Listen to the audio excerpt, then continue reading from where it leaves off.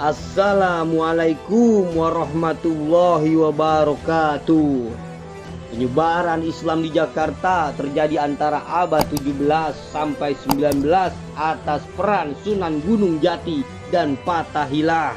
Namun ada dua pendapat tentang masuknya Islam ke tanah Betawi. Pertama menyatakan bahwa Islam datang dibawa ke Sunda Kelapa oleh Fathahilah saat dia menaklukkan dan mengalahkan Portugis di Sunda Kelapa pada tahun 1527 Masehi. Pendapat kedua menyatakan bahwa Islam dibawa ke Sunda Kelapa oleh Syekh Kuro atau Syekh Hasanuddin dari Kamboja yang mendaratkan kapalnya di Karawang pada abad ke-15. Ini jauh lebih awal dibandingkan kedatangan Fathahilah. Ridwan Saidi, seorang sejarawan dan budayawan Betawi, adalah salah satu tokoh yang mendukung pendapat kedua ini. Bahkan menurut Ridwan Saidi, setidaknya ada 5 fase tentang perkembangan Islam di tanah Betawi. Fase awal pada tahun 1418 sampai 1527 Masehi bermula dari perjalanan dakwah Syekh Kuro yang mempunyai keterkaitan erat dengan kerajaan Pajajaran. Dia membangun pesantren di Karawang hingga mempunyai banyak santri. Salah satu santrinya bernama Nyai Subang Larang yang kemudian dipersunting oleh Prabu Siliwangi untuk menjadi istri kedua. Pasangan itu mendapatkan 3 orang putra-putri, yaitu Raden Wala Sungsang, Nyimas Rara Santang, dan Prabu Kian Santang atau Sunan Rohmat, sang penyebar agama Islam di seluruh tanah Sunda. Di samping itu Syekh Kuro juga membangun masjid yang hari ini menjadi Masjid Agung Karawang. Penyebaran Islam pun terus berkembang hingga ke tanah Betawi yang pada akhirnya mengalami kesulitan berupa hambatan yang datang dari kelompok bangsawan Pajajaran dan para resi kala itu.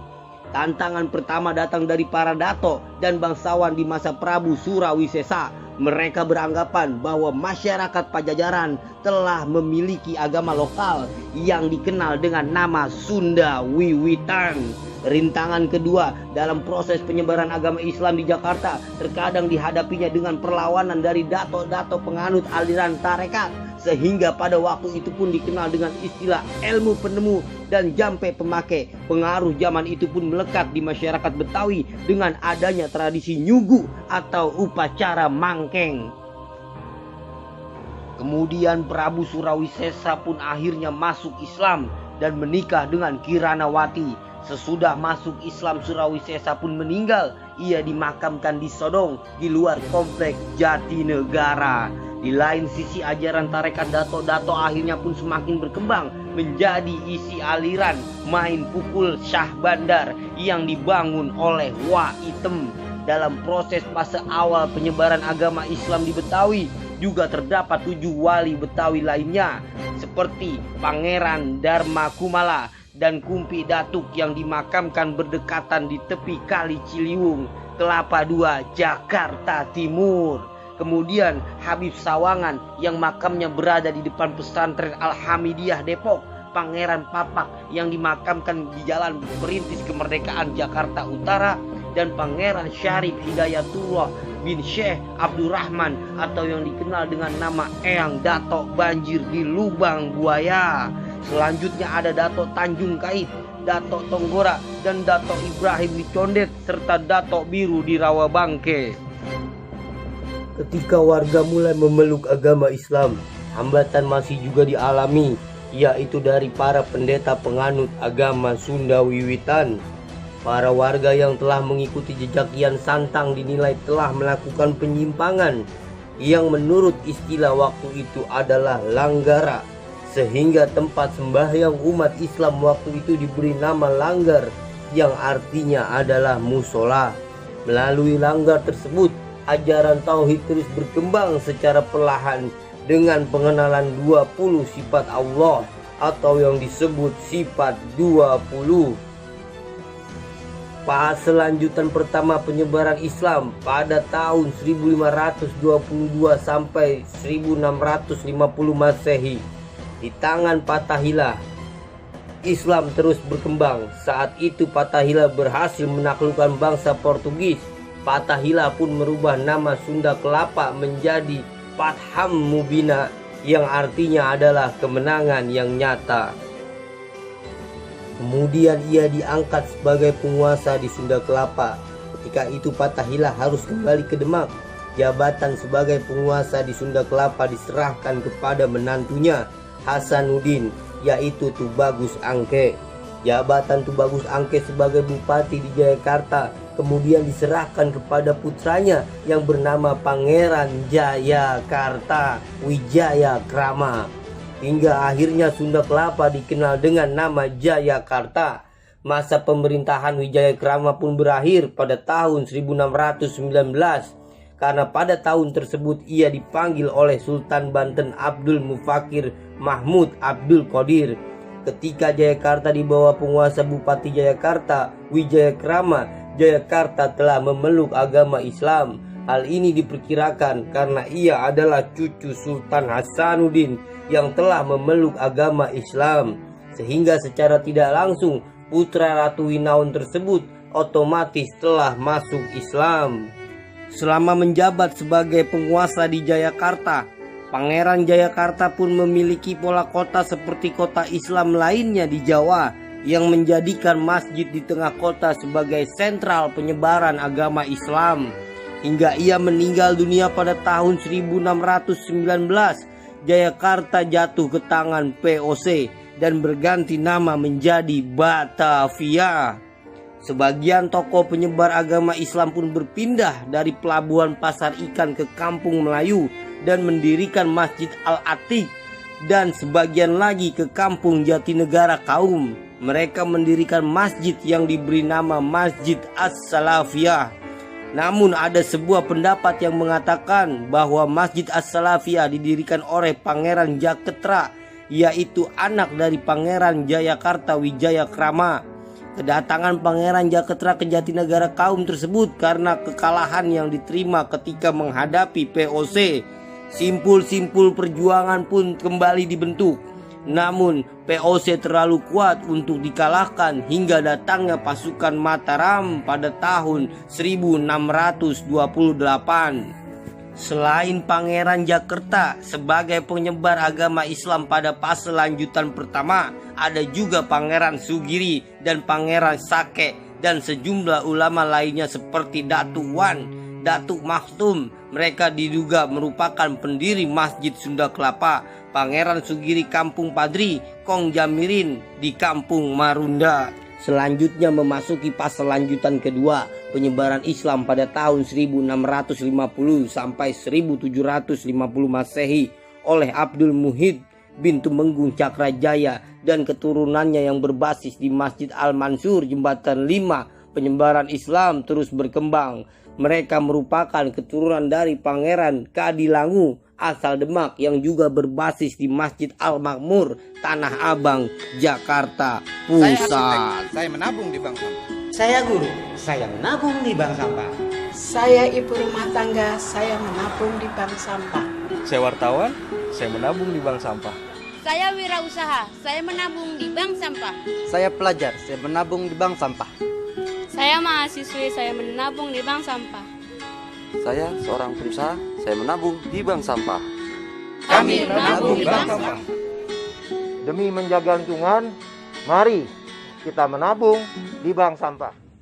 Selanjutnya fase perkembangan Islam tahun 1750 sampai awal abad ke-19 oleh Habib Hussein Al-Idrus, Keramat Luar Batang, dan Syekh Junaid Al-Betawi Pekojan. Pada fase ini mulai banyak orang Betawi yang menunaikan ibadah haji ke Mekah. Di Mekah mereka banyak bertemu dengan masyarakat Indonesia lainnya dari Banten, Jawa, dan Minangkabau.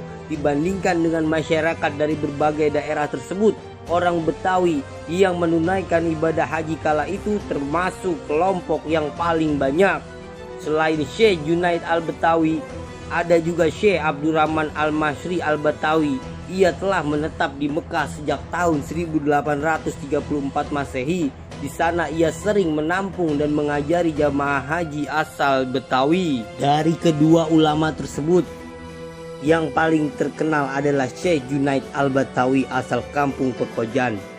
Dikala naik haji pada abad ke-19, ia pernah dipercaya sebagai imam besar Masjidil Haram oleh penguasa Hejaz. Di samping itu ia juga dipercaya untuk mengajar di serambi masjid tersebut. Syekh Junaid Al-Batawi mempunyai 4 orang anak yang terdiri dari 2 laki-laki dan 2 orang perempuan. Kedua anak laki-laki tersebut masing-masing bernama Said dan Sa'ad. Merekalah penerus kiprah orang tuanya sebagai penyebar agama Islam di tanah Betawi.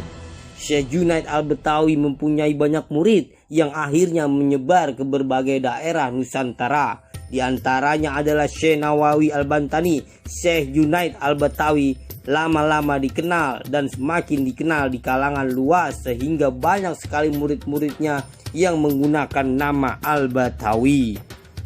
Setelah Syekh Junaid meninggal, peran masjid diteruskan oleh ulama penerusnya dan muridnya serta kedua putranya.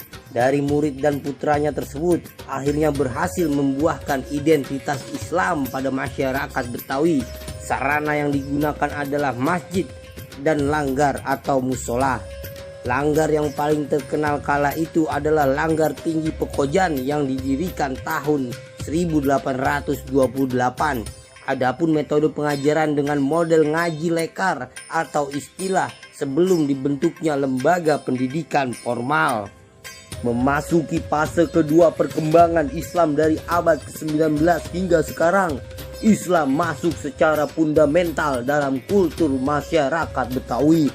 Bahwasanya Islam dan Betawi adalah satu kesatuan yang tidak bisa dipisahkan, yang membuahnya banyak ulama asal Betawi yang tersohor hingga hari ini di dalam bingkai ulama dan habaib Betawi. Masyarakat Betawi sendiri menggunakan klasifikasi ulama dalam 3 kriteria.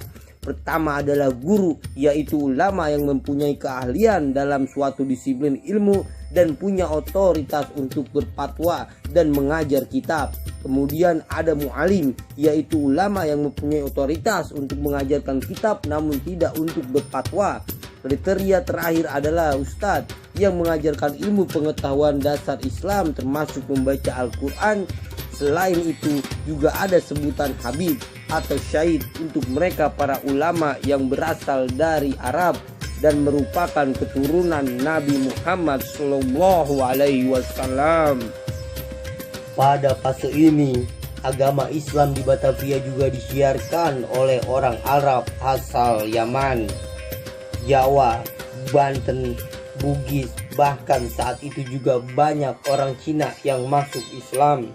Salah satu ulama asal Arab yang menyebarkan Islam di Batavia saat itu ialah Al-Habib Husain Al-Idrus dari Hadramaut yang mendirikan Masjid Keramat Luar Batang, dan Syahid Usman bin Abdullah bin Abdul bin Yahya yang juga dikenal sebagai Mufti Betawi, yang kemudian disusul oleh para habaib lainnya yang juga berasal dari Hadrami seperti Habib Ali bin Abdurrahman Al-Habsyi atau biasa dikenal dengan nama Habib Kuitang.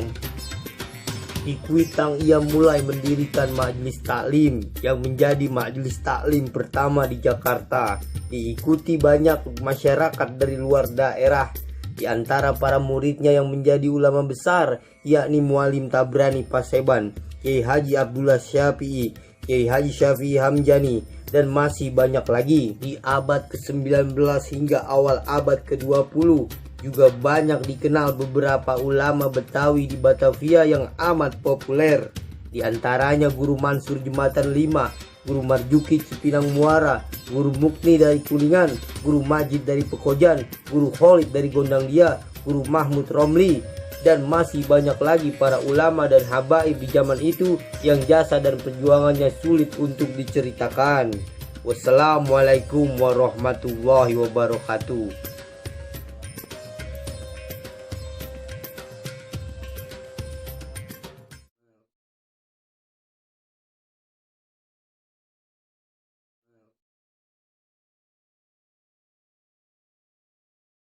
Like dan subscribe Centrum dan Channel. Like dan subscribe Centrum dan Channel. Like dan subscribe Centrum dan Channel.